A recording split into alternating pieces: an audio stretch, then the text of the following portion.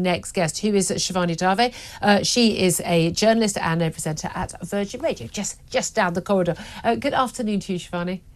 Good afternoon, Julia. Thanks. You know my pronouns are they, them. How are you doing? Yeah. Thank you for telling me your pronouns. I use correct grammar, so the only thing I would need to refer you to is to your face would be you, but I'm not being rude. You can choose your pronouns. You can choose what you want to call yourself, but you don't get to require me to use incorrect grammar and factually incorrect things. You're not a plural. You're a one person, and you're a female person. So I will use she and her. Thank you very much. Do what you like, I guess. Well, there you are. You didn't need to tell me then, did you? Maybe I'm just making sure people know in case they're watching and they want to refer to me respectfully. Is it disrespectful for me to use correct factual grammar?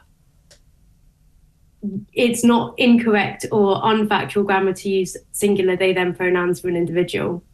But we're here to talk about the cast review. Yeah, but you chose to bring it up. You chose to use the incorrect pronouns for me. I chose to use the correct pronouns for a single woman who is appearing on my show. I'm not a single woman, though. I'm a very special non-binary trans person, as you just pointed out. I didn't really just point that out. In the crowd. I didn't just point that out. I introduced you as a journalist and a Virgin Radio presenter. No, just before I came on, you were talking about how people with all these labels like to be special. And I'm just making sure that everyone knows I'm special.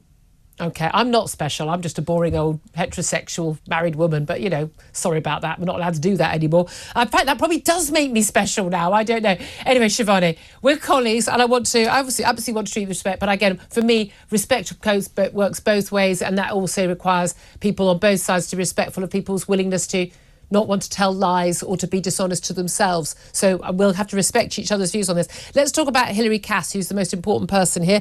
Well, most important person who's actually trying to do something to look after children, in my view. She's a paediatrician. She's the former president of the Royal College of Paediatrics and Child Health. She's carried out a 4-year review into the services provided for children who believe they are trans in NHS England.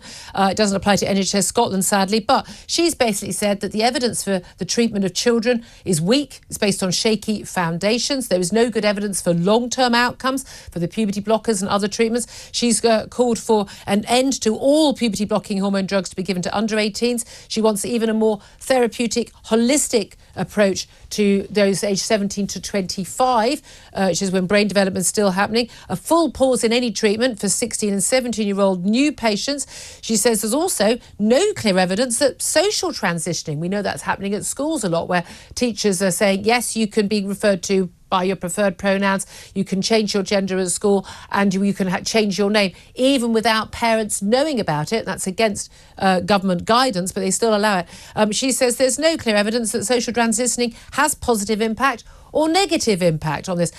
Do you welcome her report, Shivani? I think that the report also highlights some things that could benefit trans healthcare for trans young people massively. I think holistically looking at the healthcare of people aged 17 to 25 is massively beneficial.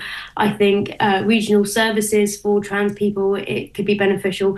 And I also think the idea that doctors, clinicians will get training and access to more information about how to treat trans young people would massively be beneficial.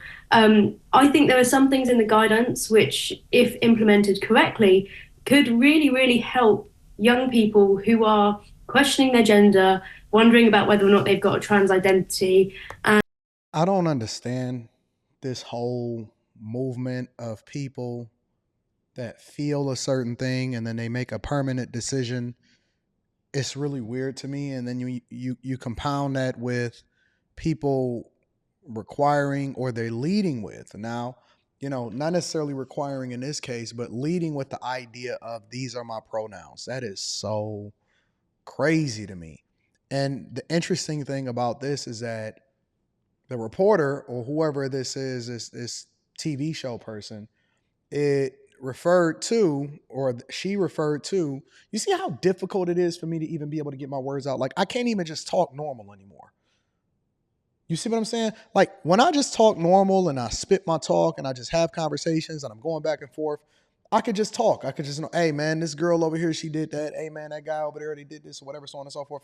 But then I'm tripping up over my words, just even being able to have this conversation with y'all right here right now, even to the point to where I'm referring to the TV host as a TV host because I'm not going to justify people making statements that say that they something that I clearly can see differently.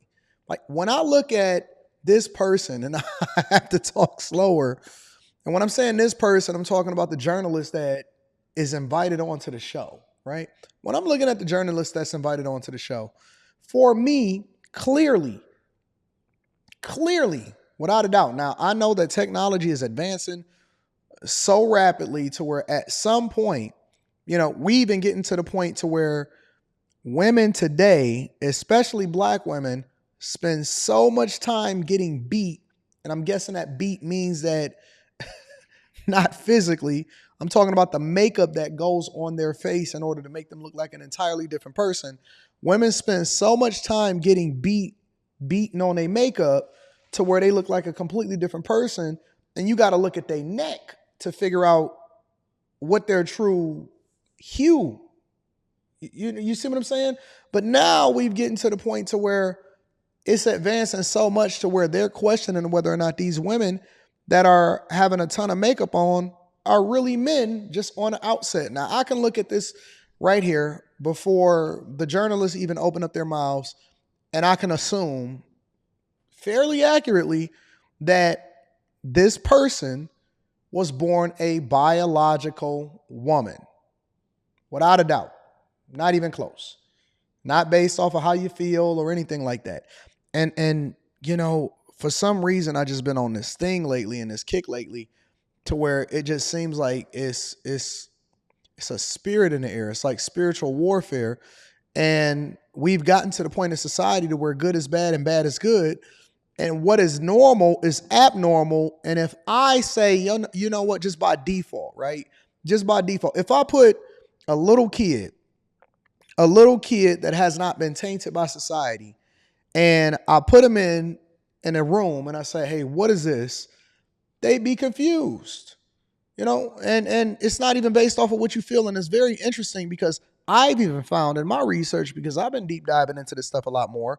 I've even found in my research personally that a lot of people that identify a specific way or find themselves on the other end of the spectrum often at times have been touched or abused when they were children.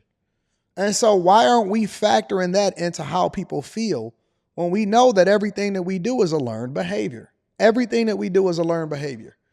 And it's getting to the point to where, it's almost like I'm just aged out.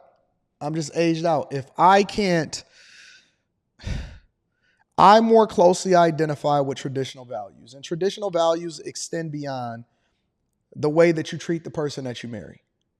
It extends beyond whether or not men are supposed to take care of the household and women then are supposed to take care of the children. Now it's getting to the point of fundamental science.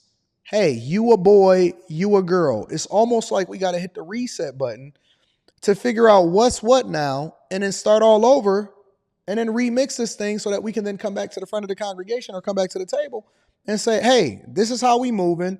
Boys talk to girls, girls talk to boys. Now is whatever you want to do with so many different terms, gender fluid. They continuing to add letters into the alphabet, and it's just throwing me off, man. It's absolutely positively throwing me off to where, I don't even know how we got this far. It's almost like we opened up the bottle, the genie. You can't put the genie back in the bottle at this point, and we just got to roll with it. Let me know what y'all think inside of the comments. Make sure y'all tap into the Patreon. Link is in the description, as well as pinned to the top of the chat. We're going to have a good night tonight on After Hours. I don't even know what I'm going to talk about, but we definitely going to have a good night tonight on After Hours. I love y'all. I appreciate y'all. I'm going to holler at y'all later, man. Let me know what y'all think about this. Peace.